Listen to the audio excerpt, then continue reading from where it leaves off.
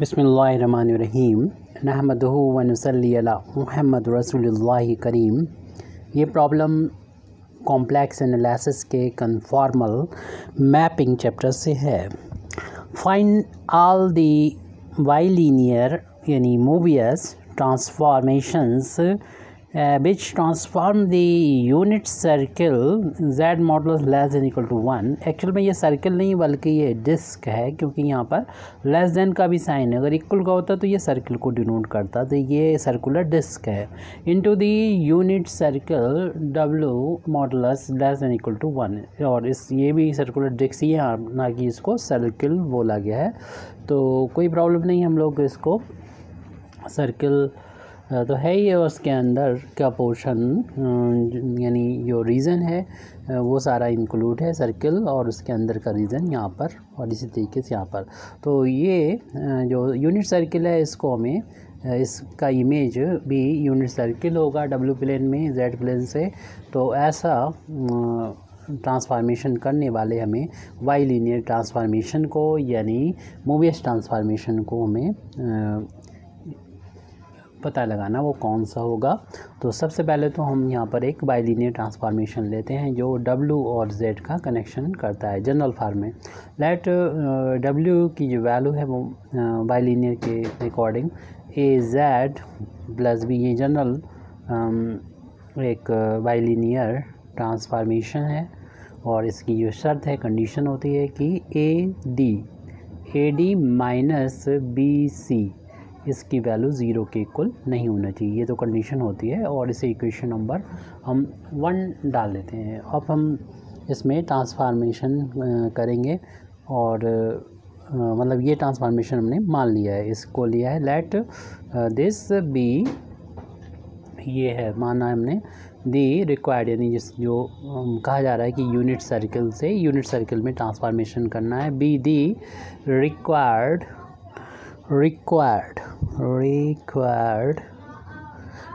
Transformation, ये required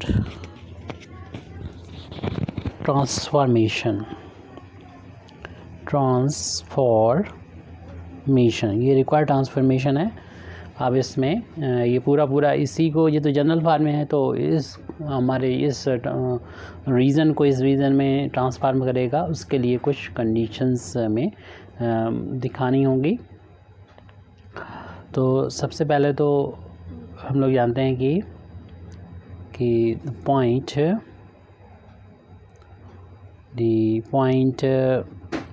w is equal to 0, अगर हम यहाँ पर w is equal to 0 put करें और वहाँ से z की वैल्यू को निकालें, फाइंड करें, तो निकलेगी माइनस b अपान a, यानी w is equal to 0 put करेंगे और सॉल्व करेंगे यहाँ से, तो वैल्यू मिलेगी माइनस b अपान a। ऐसे हम यहाँ पर w की वैल्यू इन्फिनिटी रखेंगे, और इन्फिनिटी मतलब यहाँ पर 1 अपान 0 करके और क्रॉस मल्टीप्लिकेशन करके फिर z की वैल्यू निकालेंगे, तो वो फाइंड होगी माइनस d अपान c। तो इसको ये वाले मतलब ऐसे पॉइंट हैं जो हमें याद होना चाहिए, इसलिए हम इसको फाइंड करके नहीं दिखाते हैं। तो पॉइंट कैसे निकालेंगे हम बता चुके हैं कि पहले आप w इक्वल टू 0 रख दें और क्रॉस मल्टीप्लिकेशन करके, यानी जब 0 रखेंगे तो ये पोर्शन पूरा 0 में चला जाएगा और z की value minus b upon a हो जाएगी। ये क्लियरली फाइंड होता नज़र आ रहा है। ऐसे ही w बराबर इन्फिनिटी रखेंगे तो ये 1 अपान इन्फिनिटी को 1 अपान 0 कर देंगे, क्रॉस मल्टीप्लिकेशन करेंगे तो यहाँ से फिर ये वैल्यू तो 0 में चली जाएगी, तो z की value minus d upon c हो जाएगी। क्लियरली पता चल रहा है, तो इसी चीज़ को हम यहाँ पर लिख रहे हैं। तो point w is equal to 0 and w is equal to infinity. अब इन्हीं पॉइंट को क्यों लिया गया वो आगे भी क्लियर हो जाएगी, जो हम लिख देंगे। कॉरेस्पॉन्ड, ये किससे कॉरेस्पॉन्ड कर रहे हैं अपने z प्लेन में, ये तो w प्लेन के पॉइंट्स हैं। कॉरेस्पॉन्ड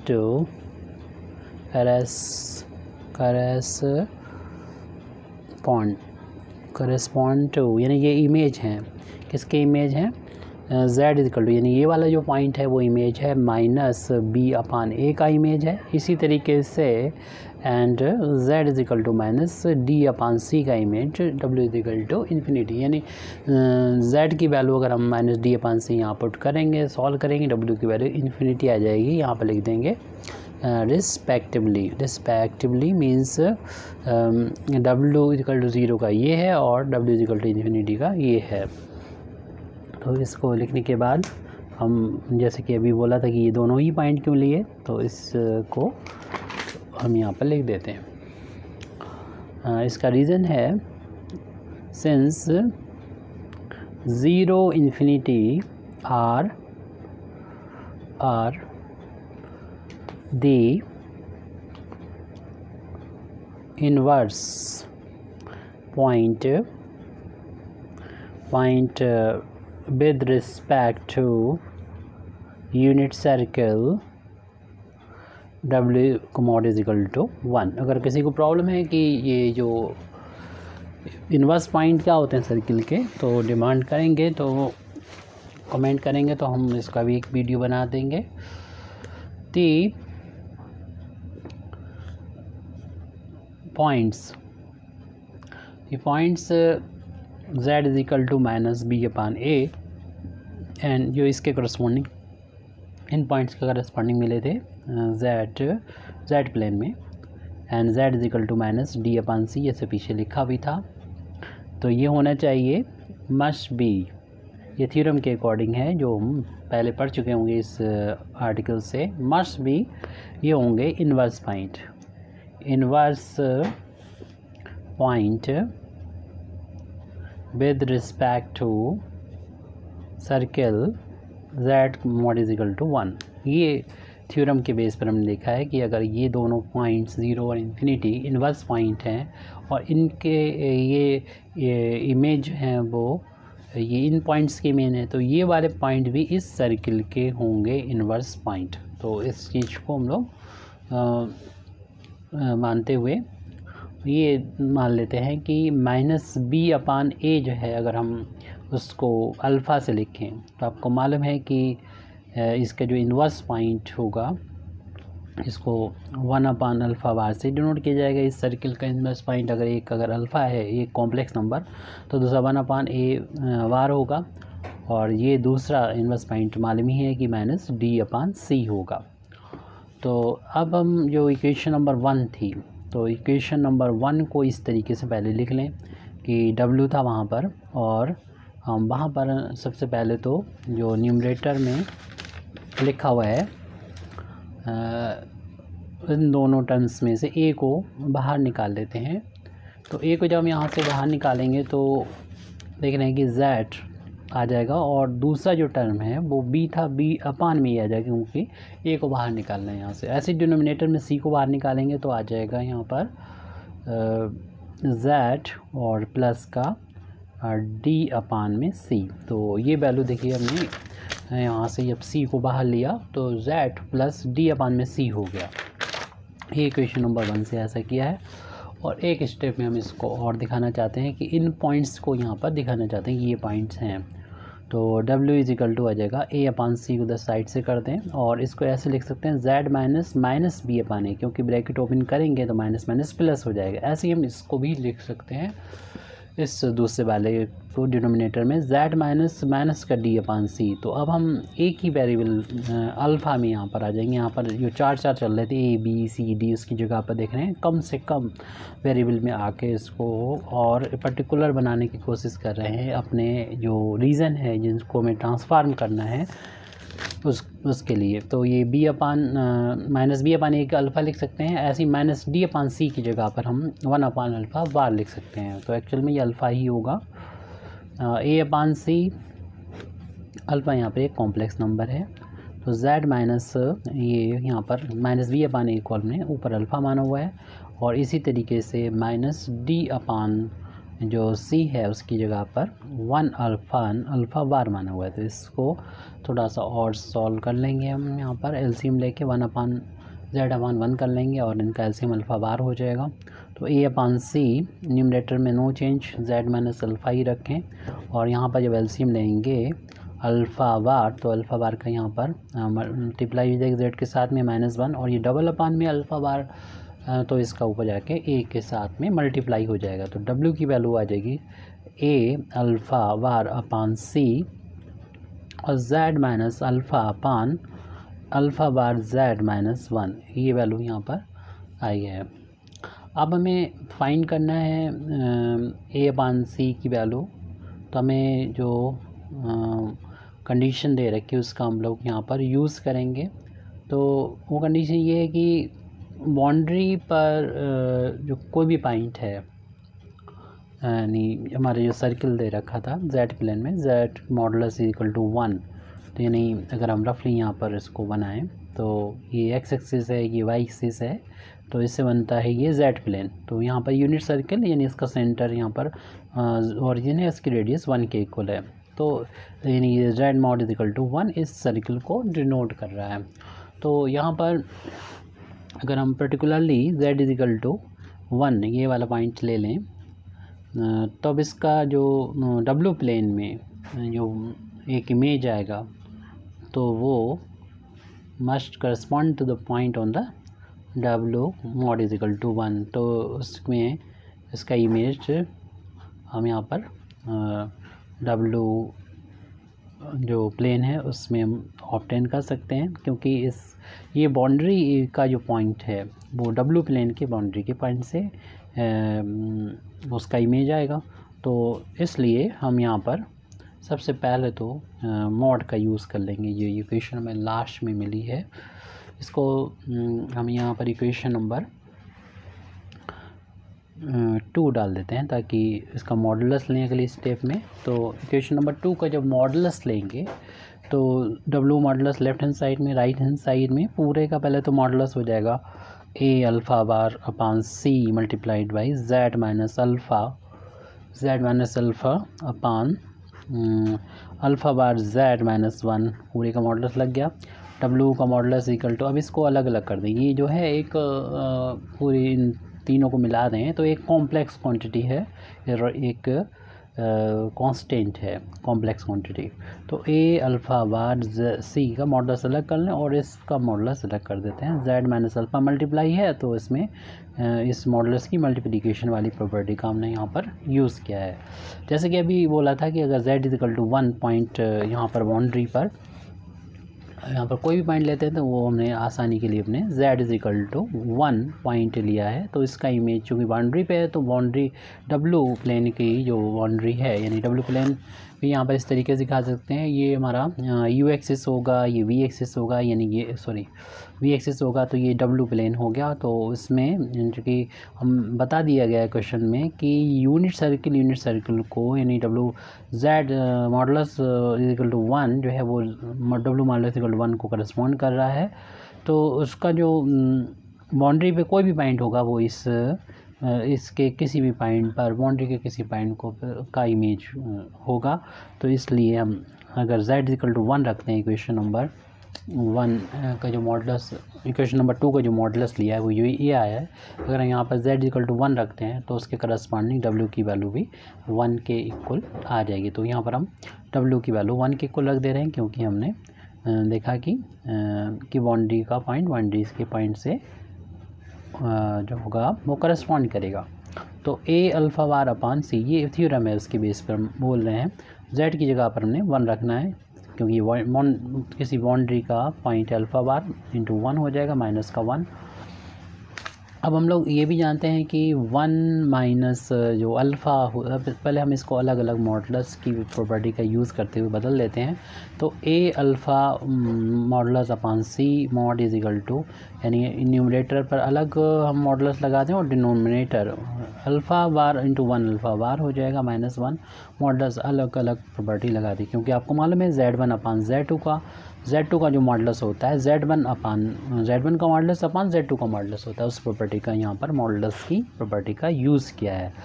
और हम लोग ये भी जानते हैं, एक हम एग्जांपल के तौर पे ले लेते हैं, माना कि अल्फ़ा की वैल्यू जो है वो आप कोई भी कॉम्प्लेक्स नंबर ले लेते हैं कि x प्लस आई वाई है माना कि, तो अगर इसकी वैल्यू 1 माइनस अल्फ़ा की वैल्यू निकालेंगे, हालांकि आपको मालूम ही है ये दोनों आपस में इक्वल हैं, फिर भी हम इसको दिखा देते हैं। तो अगर इसकी वैल्यू रखें, मॉडुलस की वैल्यू निकालें तो कितनी आएगी 1 माइनस, जब इसमें वैल्यू रखेंगे तो दोनों साइन माइनस के हो जाएंगे और ये रियल वाला पोर्शन जो है 1 माइनस एक्स होगा और इमेजिनरी गायब है। और ये किसी भी कॉम्प्लेक्स नंबर का मॉडुलस होता है स्क्वायर रूट रियल पार्ट का स्क्वायर प्लस इमेजिनरी पार्ट का स्क्वायर, जो कि माइनस वाई है, माइनस का स्क्वायर करेंगे तो प्लस का हो जाएगा वाई स्क्वायर। इसी तरीके से हम जब इस वैल्यू को निकालेंगे, फाइंड करेंगे, यानी अल्फ़ा मॉड -1, तो अल्फ़ा की वैल्यू तो एक्स प्लस आई वाई मान ली हमने, उसका हमें वार लेना है यानी कॉम्प्लेक्स निकालना है कंजुगेट, तो और उसका मॉडुलस भी टोटल कर लेना है। तो इसमें क्या होता है कि इसका जो इमेजिनरी पार्ट है उसका साइन चेंज हो जाता है, माइनस आई वाई हो जाएगा। अब रियल पोर्शन यहाँ पर ये है एक्स माइनस का 1 है और इमेजिनरी माइनस आई वाई है, और उसमें भी ये मॉडुलस लेंगे तो होता है स्क्वायर रूट एक्स माइनस 1 का होल अब स्क्वायर और प्लस आई का कॉफिशिएंट माइनस वाई है, माइनस वाई का स्क्वायर प्लस वाई स्क्वायर हो जाएगा। और आपको मालूम है जब होल अब स्क्वायर होता है यानी इवन पावर होती है 2 4 5, तो इसमें आप इंटरचेंज कर सकते हैं, तो 1 माइनस एक्स का होल अब स्क्वायर प्लस वाई स्क्वायर कर सकते हैं। तो देख रहे हैं कि दोनों ये आपस में इक्वल आ गए, क्योंकि जो वैल्यू आई थी यहाँ पर जो कि 1 माइनस अल्फ़ा का मॉडुलस था, वही वैल्यू जो है वो अभी आई है, जो यहाँ पर अल्फ़ा मॉडुलस -1 है उसकी वैल्यू भी देख रहे हैं कि यही सेम आ रही है, तो सेम आ रही है, इक्वल है। तो हम यहाँ पर बता देते हैं, ये कुछ करने की ज़रूरत नहीं है, आपको हमने दिखा दिया है कि 1 माइनस अल्फ़ा का जो मॉडुलस है इक्वल होता है अल्फ़ा बार -1 का मॉडुलस। तो आप इसको डायरेक्टली जो है वो कैंसिल कर सकते हैं। तो हम कह सकते हैं सिंस बताने के बाद यहाँ पर कह सकते हैं कि 1 = ए अल्फ़ा बार अपॉन सी मॉडुलस, क्यों ये कैंसिल हो जाएगा 1 के बराबर, तो इतनी के बराबर वैल्यू आ जाएगी। अगर किसी ये जो मॉडुलस के अंदर है वो कॉम्प्लेक्स क्वांटिटी है और इसका मॉडुलस 1 है, हम लोग जानते हैं कि किसी कॉम्प्लेक्स क्वांटिटी का मॉडुलस जब 1 होता है, तो अगर हम मॉडुलस हटाते हैं तो सिर्फ वैल्यू जो आती है यानी ए अल्फ़ा बार अपॉन सी की जो वैल्यू आएगी वो ई की पावर आई इंटू कोई भी आप जो भी एंगल पसंद करें वो यहाँ पर लिख सकते हैं, क्योंकि ये कॉम्प्लेक्स क्वांटिटी है और कॉम्प्लेक्स क्वांटिटी जो भी होती है उसको हम r e to the power i theta की फॉर्म में लिखा करते हैं। यहाँ पर पता हो चुका है कि ये इसका जो आर को कहना चाहिए मॉडुलस है वो 1 के इक्वल है, तो इसलिए ये 1 के इक्वल आ गई, तो ओनली सिर्फ ये वैल्यू ही आएगी कि पावर आई थीटा इस कॉम्प्लेक्स नंबर में। तो ये वैल्यू हमें जब पता चल चुकी है तो इसका यूज़ हम इक्वेशन नंबर 2 में यानी यहाँ पर जाके हम इसका यूज़ कर सकते हैं। तो यहाँ पर इक्वेशन नंबर 2 में इसका यूज़ कर देंगे, यानी ये वैल्यू इक्वेशन नंबर 2 में पुट कर देंगे। तो पुटिंग दिस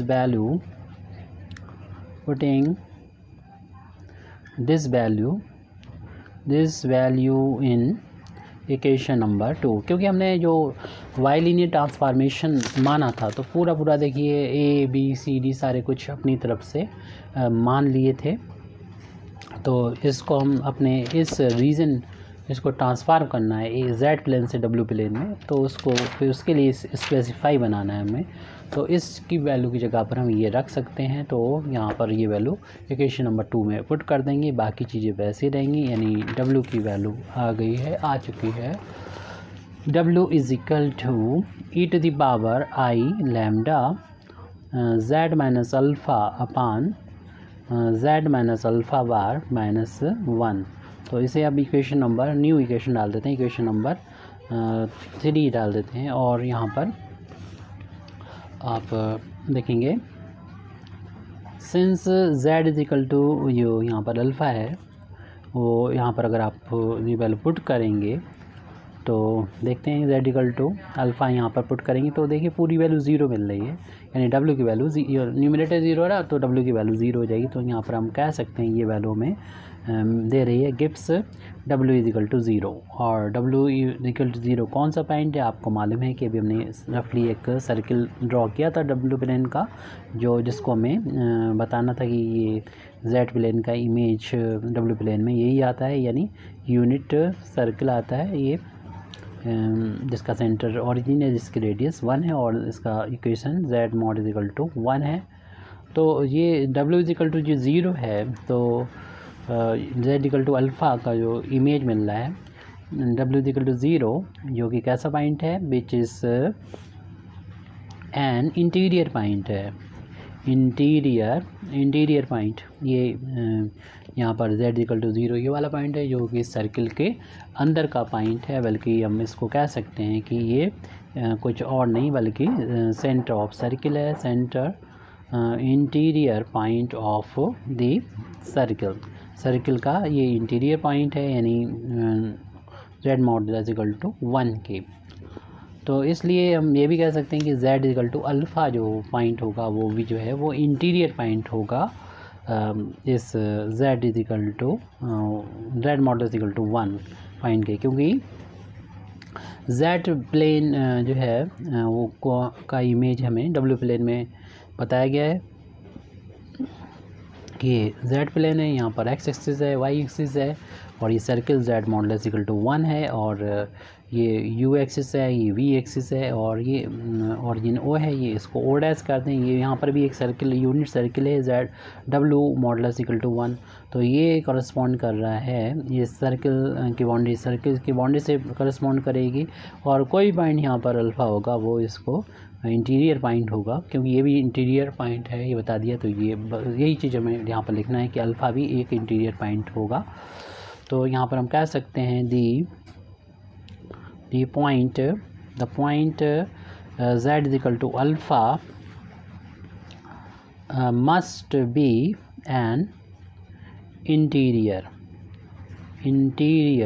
पॉइंट, ये भी एक इंटीरियर पॉइंट होगा ऑफ द सर्किल का एक इंटीरियर पॉइंट होगा। z modulus is equal to 1, इसका मतलब हम कह सकते हैं कि z की वैल्यू अगर अल्फ़ा की जगह रखी जाएगी, इंटीरियर पॉइंट है, तो ये हमें डिस्क के अंदर ही मिल जाएगा, जिसका इक्वेशन z मॉडुलस से लेस देन इक्वल टू 1 होता है, तो इसलिए यहाँ पर इंटीरियर पॉइंट के लिए इतना हो जाए, क्योंकि ये अंदर के जो पॉइंट्स हैं उनके लिए होता है z मॉडुलस लेस देन 1 होता है, और ये बाउंड्री होती है वो z इक्वल टू 1 होती है। तो जो कि इंटीरियर पॉइंट है तो इस इक्वेशन को सेटिस्फाई करेगा, और इस इक्वेशन के साथ यानी इस कंडीशन के साथ विथ दिस कंडीशन के साथ जो हमारा इक्वेशन मिला था, इक्वेशन 3, यानी हम यहाँ पर दोबारा से रिराइट कर देते हैं। w is equal to e to the power i lambda z minus alpha upon z alpha bar minus 1। Alpha के बारे में बता चुके हैं, ये इंटीरियर पॉइंट है, ये ही हमारा equation 3 which is the required, यही हमारा जो निकालना था, फाइंड करना था, रिक्वायर्ड ट्रांसफॉर्मेशन है, जो कि यूनिट सर्किल को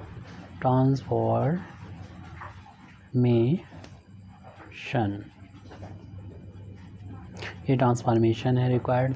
thank you very much Indeed for listening me. व आखिर दावाना अल्हम्दुलिल्लाहि रब्बिल आलमीन।